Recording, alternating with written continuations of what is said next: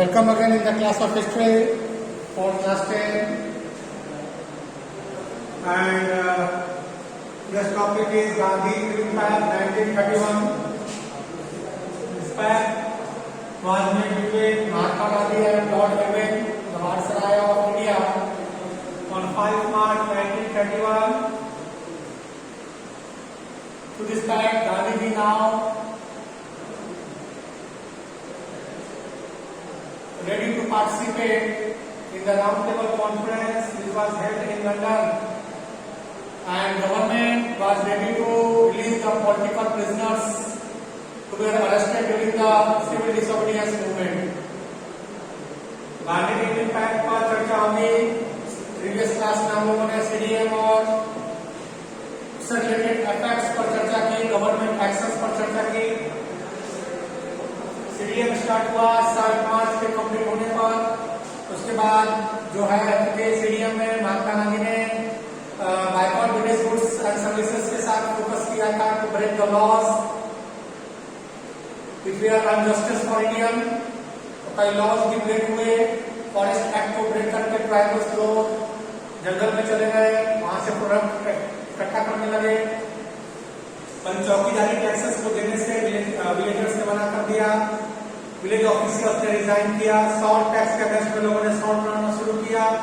Government factories के सामने प्रदर्शन किए, यह कल डिस्कस हुआ। गवर्नमेंट ने भी ब्रूटल रिप्रेशन किया। 1 लाख सत्याग्रहियों को लगभग गिरफ्तार किया। बच्चों और महिलाओं को पीटा। खान अब्दुल गफ्फार गिरफ्तार हुए तो उनके समर्थन में पेशावर की सड़कों पे लोग उग्र हो गए, तो 8 उत्कार्ष बुलाया गया और उन पर हमले हुए।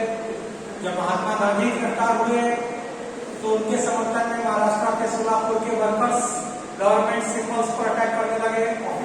जो ऑफिसेस थे उन पर हमले होने लगे। अब चारों तरफ वायलेंस की स्थिति बन गई। तो ऐसी स्थिति को देखते हुए महात्मा गांधी ने निश्चय किया कि वो सिविल डिसोबीडियंस को भी वापस लेंगे।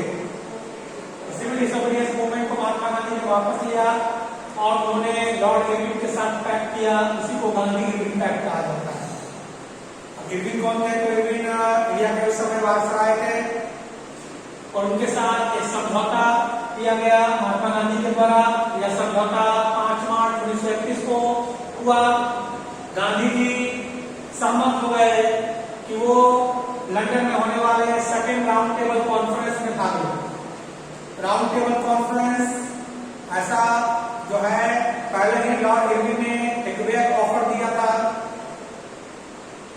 एक गोलमाल सा offer, dominion status and participation in the round table conference which was held in London. London में राउंड टेबल कॉन्फ्रेंस होता था, उसमें पार्टिसिपेट करने के लिए ऑफर दिया गया था।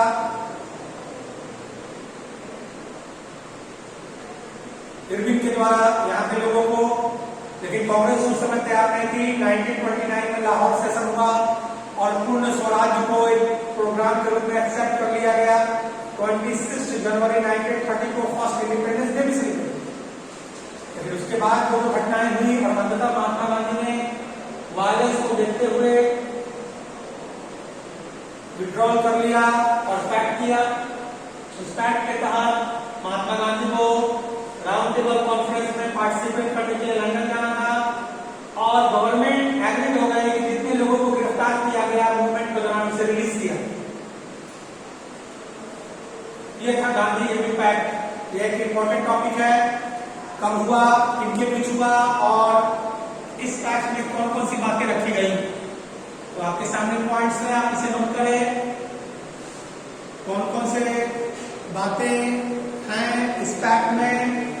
तो गांधी जी को राउंड टेबल कॉन्फ्रेंस में पार्टिसिपेट करने के लिए लंदन जाना था और बदले में जितने भी पॉलिटिकल प्रिजनर्स हैं उनको सरकार छोड़ देगी। इसी के साथ यह पैक्ट हुआ। और इस पैक्ट होने के बाद Gandhi ji second round table conference में भाग लेने गए, क्योंकि फर्स्ट राउंड और थर्ड राउंड में कांग्रेस की तरफ से किसी भी मेंबर ने भाग नहीं लिया। केवल सेकेंड राउंड टेबल कॉन्फ्रेंस जो कि 1931 में हुआ, उसमें महात्मा गांधी ने as a representative of Congress Mahatma Gandhi ने भाग लिया। लेकिन वहां पर वो निराश ही हुए।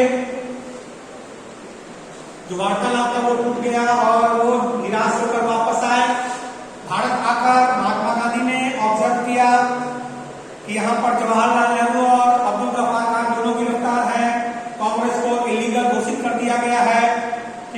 कदम उठाए गए हैं ताकि सफाई प्रदर्शन और जो है बाइकर्स को रोका जाए। यानी जब वो रिटर्न आने के बाद उन्होंने कई जो है एक्सप्लॉइटिव पॉलिसीज जो इंट्रोड्यूस की गई थी गवर्नमेंट के द्वारा उसे वाच किया। खान अब्दुल गफ्फार खान और जवाहरलाल नेहरू को जेल में बंद किया गया था। सभाओं को करने पर बाइकआउट करने पर रोक लगा दी गई थी। कांग्रेस को लीगल डिक्लेयर कर दिया गया था। एक तो वहां भी निराश हुए क्योंकि वार्तालाप नहीं हो पाई और यहाँ आकर जो कंडीशन था उसे देखकर फिर वो निराश हो गए और उन्होंने दोबारा सिविल डिसोबीडियंस मूवमेंट शुरू किया। फिर से एक बार सीडीएम को उन्होंने स्टार्ट किया 1932 में, लेकिन एक साल के भीतर ही जो है एक साल तक ये मूवमेंट चला, लेकिन मूवमेंट को वो समर्थन नहीं मिला, वो सपोर्ट नहीं मिला जो पहली बार महात्मा गांधी ने किया था उसमें मिला। दूसरी बार के सिविल डिसोबीडियंस में पब्लिक सपोर्ट वैसा नहीं आया जैसा कि पहले में था, तो मोमेंटम लॉस कर दिया और 1934 में जो है मूवमेंट स्वतः समाप्त हो गया। दूसरी बार का मूवमेंट स्वतः समाप्त हो गया। अब एक तरफ जहां महात्मा गांधी ट्रूथ और नॉन वायलेंस को फोकस कर रहे थे, वहीं एक और वर्ग था जो कि वायलेंस के द्वारा टिट फॉर टैट के पॉलिसी के द्वारा अंग्रेजों पर जो है जवाब डालना चाहता था, और वो थे रेवोल्यूशनरीज, क्रांतिकारी। रेवोल्यूशनरीज जो कहीं ना कहीं एक्सट्रीमिस्ट लीडर से जुड़े हुए थे, कांग्रेस के गलतपंथी नेताओं से जुड़े हुए थे। तो ऐसा ही एक एसोसिएशन रेवोल्यूशनरीज ने बनाया, नाम ही है HSRA। The next topic, Hindustan socialist republican army. Hindustan socialist republican army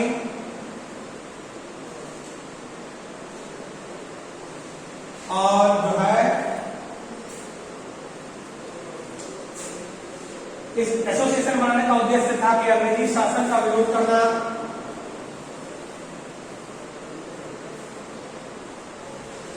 अंग्रेजी शासन का विरोध करना यह उद्देश्य था। उनकी क्रूरता का, उनके करने का जवाब उन्हीं की भाषा में दो। 1928 में 1928 में इस संगठन की स्थापना एक सभा के दौरान की गई दिल्ली के फिरोज शाह कोटला ग्राउंड में, जो आज अरुण जेटली ग्राउंड के नाम से जाना जाता है। फिरोज शाह कोटला ग्राउंड आज अरुण जेटली के नाम से जाना जाता है। फिरोज शाह कोटला ग्राउंड में इस एसोसिएशन की स्थापना हुई, इस आर्मी की स्थापना हुई।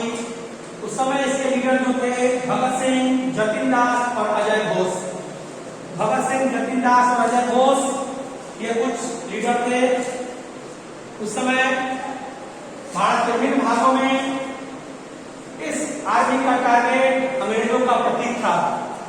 अंग्रेजी सेना, अंग्रेजी शासन और अंग्रेजों के प्रतीक इनके टारगेट थे। इनका प्रयास था कि अंग्रेजों को उन्हीं की भाषा में समझाया जाए। अब इसी पर एक घटना है अप्रैल 1929 की। घटना से पहले आप देख ले किसका है, गांधी इम्पैक्ट। आज का ये बहुत टॉपिक जो बोर्ड एग्जाम के लिए काफी इंपॉर्टेंट है। हिस्सा क्या था, इसकी स्थापना कब हुई, कहां हुई, इसके लीडर क्या थे, इसका ऑब्जेक्टिव क्या है। ऑब्जेक्टिव था टारगेट करना ब्रिटिश पावर के सिंबल्स को, ब्रिटिश ऑफिशियल्स को टारगेट करना। वो जो करल है, जो एक्सप्लॉइटेशन करते हैं इंडियंस का, ऐसे लोगों को टारगेट करना, उन्हीं के लैंग्वेज में उनको समझाना, जिसको सिंपली हम कहते हैं टिट फॉर टैट।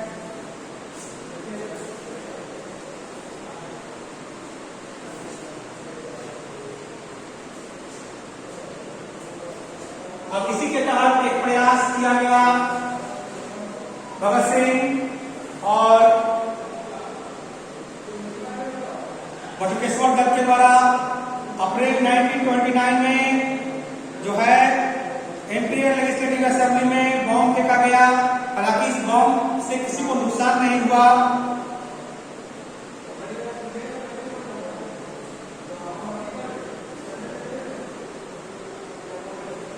और उसी साल जिस ट्रेन पर सवार होकर इंडियन जा रहे थे उस ट्रेन को जलाने का प्रयास भी किया गया।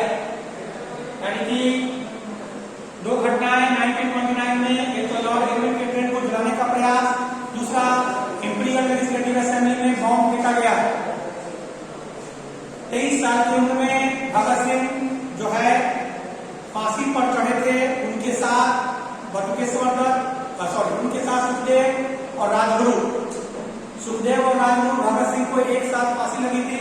23 साल की उम्र में भगत सिंह फांसी के फंदे पर झूले थे। तो भगत सिंह का किया गया एक्शन आपसे पूछा जा सकता है तो आप बताएंगे। 1929 में इंपीरियल लेजिस्लेटिव असेंबली में बटुकेश्वर दत्त के साथ प्लानिंग करके उन्होंने बम फेंका। हालांकि उस बम से किसी को नुकसान नहीं हुआ, लेकिन एम्बिशन यह था कि अंग्रेजी शासन के एक्सप्लॉइटिंग नेचर को ओपन किया जाए, कैसे अंग्रेज लोगों का शोषण करते हैं उसकी जानकारी दी जाए। भगत सिंह ने एक बहुत बड़ी बात कही थी, revolution is an inalienable right of mankind. Freedom is the imperishable birthright of all. क्रांति मानवता से जो है नहीं अलग होने वाला अधिकार है और स्वतंत्रता जन्मसिद्ध अधिकार है। उन्होंने कहा था कि वह समाज में परिवर्तन लाने के लिए बम और बंदूक का इस्तेमाल करना ही होगा, लेकिन मैं भी बम और बंदूक के इस्तेमाल को सही नहीं मानता। उन्होंने क्लियर कहा था कि हथियारों का इस्तेमाल करके मूवमेंट करना ये सही नहीं है, पर अंग्रेजी शासन के को अगर झुकाना है, अंग्रेजों को एहसास कराना है उनकी क्रूरता का, तो बंदूक और गोली का इस्तेमाल करना ही है। तो ऐसे महान क्रांतिकारी थे भगत सिंह। इसके अलावा चंद्रशेखर आजाद की कहानी तो आप जानते ही हैं। अल्फ्रेड वार्ड को गिरफ्तार करने का प्रयास किया गया। उन्होंने प्रतिज्ञा की थी कि वो जीते जी कभी अंग्रेजों के हाथ नहीं आएंगे। अंतिम गोली उन्होंने अपने आप को मारकर अपनी प्रतिज्ञा पूरी की। तो ऐसे क्रांतिकारी लोग थे जो हिंसात्मक तरीके से अंग्रेजों के खिलाफ संघर्ष करते। भगत सिंह का यह हिस्सा एक इंपॉर्टेंट टॉपिक है, इसे आप रिवाइज करेंगे।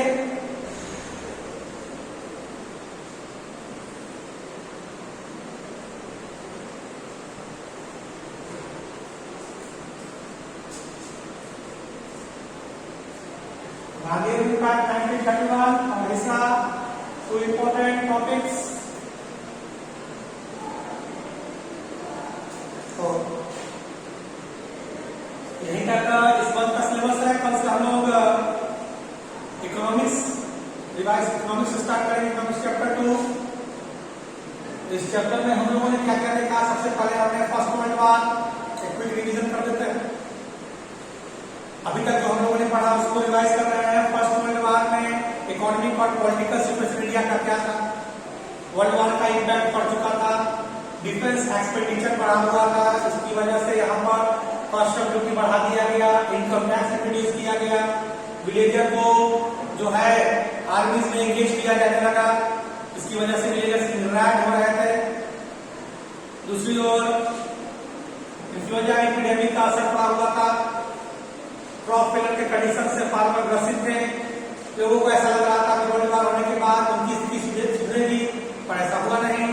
वर्ल्ड वॉर समाप्त हुआ अलाइज पावर की जीत के साथ, और उसके बाद इंडिया में एक बड़ा एक्ट लागू किया गया जिसको ब्लैक एक्ट कहा जाता था, रॉलेट एक्ट। इसके तहत पॉलिटिकल प्रिजनर्स को डिटेन किया जा सकता है 2 ईयर के लिए विदाउट कोर्ट ट्रायल। इस ब्लैक एक्ट के अगेंस्ट में महात्मा गांधी ने अपना पहला नेशन वाइड मूवमेंट रॉलेट सत्याग्रह शुरू किया।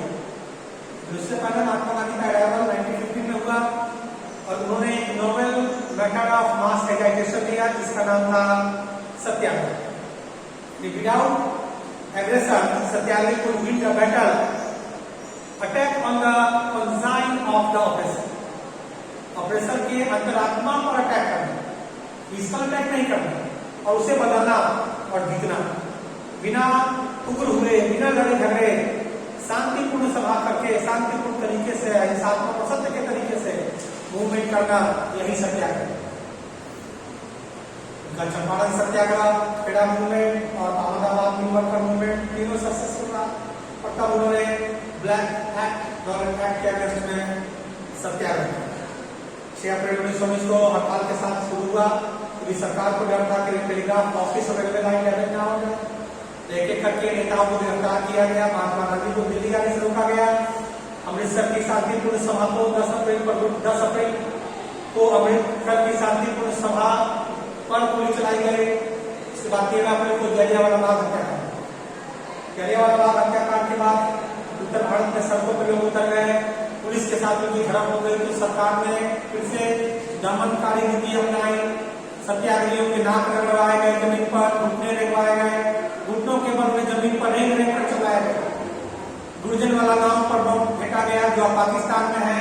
लोगों पर चाबुक चलाया गया। चारों तरफ हिंसा का माहौल देखकर महात्मा गांधी ने रॉबर्ट सत्याग्रह वापस।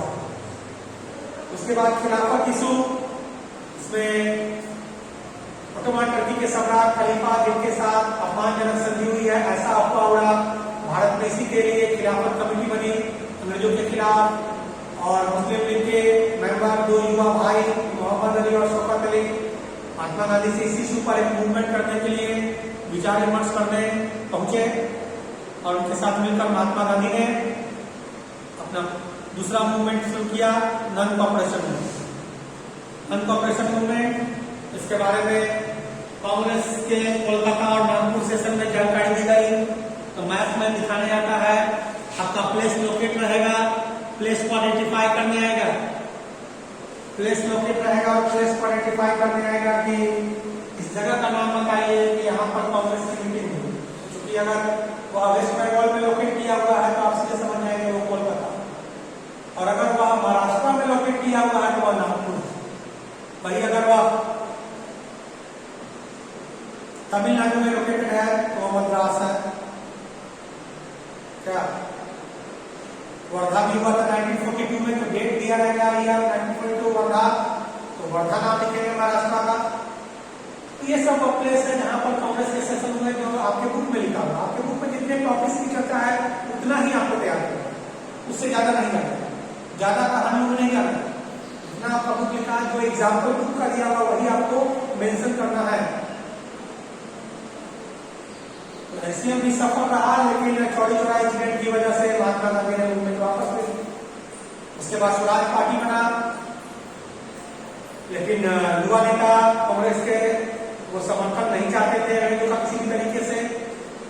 इसके बाद साइमन कमीशन इंट्रोड्यूस हुआ, उसमें भारतीय सदस्य नहीं थे, इस वजह से उस कमीशन का विरोध हुआ भारत में।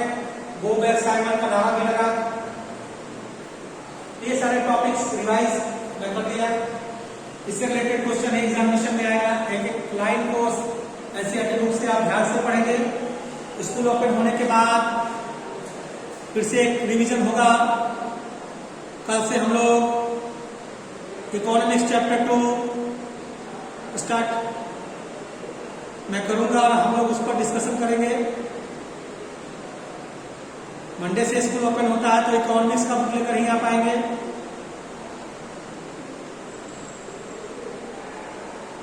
आज के 2 टॉपिक को फोकस कर ले, गांधी इम्पैक्ट एंड हिस्सा। HSRA Hindustan socialist republican army by Bhagat Singh, Jatin Das, Ajay Ghosh.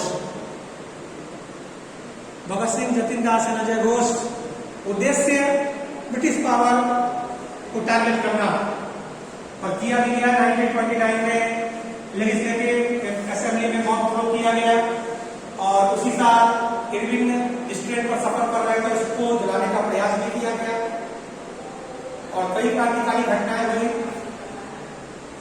तो क्रांतिकारी हिंसात्मक तरीके से अंग्रेजों को झुकाना चाहते थे, जबकि महात्मा गांधी अहिंसात्मक तरीके से चलना चाहते।